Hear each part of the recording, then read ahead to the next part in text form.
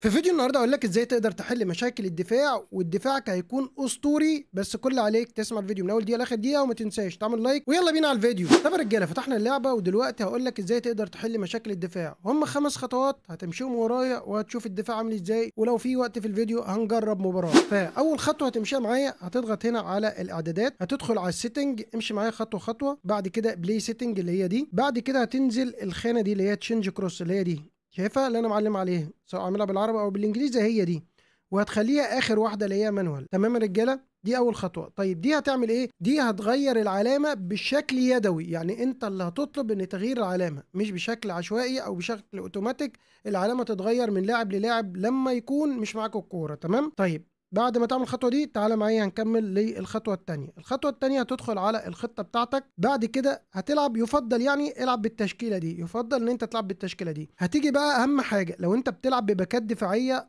بلاش تديهم تعليمات فرديه يدافعوا. يعني في 25 كنا بنلعب بباكات دفاعيه، ومش كده وبس، كنا كمان بنديهم تعليمات دفاعيه ان هم يدافعوا كمان. تمام، لا ما تديهمش هم تعليمات فرديه يدافعوا. تمام، عشان هم بيغطوا، عشان انت لما بتديهم تعليمات فرديه بيغطوا من الاطراف وانت بتتضرب من العمق. ليه؟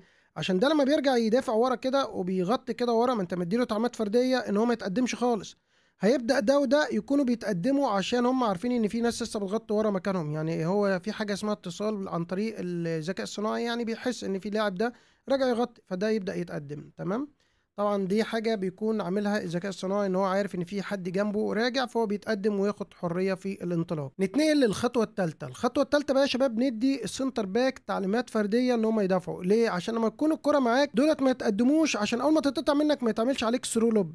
تمام، فهندخل على الخطة ونيجي للتعليمات الفردية. في حالة الاتاك نختار ديفنس 2، هنختار ديفنس الباك التاني. يبقى دي تاني خطوة، ان انت هتيجي تخلي دولت يرجعوا يدافعوا في حالة الكرة لما تكون معاك. طيب الخطوة الثالثة، لما الكرة بقى تكون مع المنافس تدي تعليمات فردية للارتكاز اللي عندك لخط النص. المدافع لازم تلعب بخط وسط مدافع ارتكاز وتدي له تعليمات فردية ارتكاز عشان يرجع يغطي. تعمل الخطوات دي هتخلي تغيير العلامة بشكل يدوي. الخطوة الثانية ما تديش تعليمات فردية ان الباكات تدافع. الخطوه الثالثه تدي دول ان هم يدافعوا، تعليمات لما الكره تبقى معاك ان هم يدافعوا. الخطوه الرابعه تخلي ده يرجع يدافع، يرجع يزيد في العمق. اخر خطوه لما الكوره بقى تكون مش معاك حاول تدافع باللعيبه اللي اقول لك عليها، ده او ده او ده او ده او ده. خلي المؤشر على دول، وممكن لو دول ماشي هترجع بيهم مفيش مشاكل، خلي تدافع بدول. اوعى تخلي المؤشر على ده او ده، دفاعك هتضرب لو خليت المؤشر على ده او ده.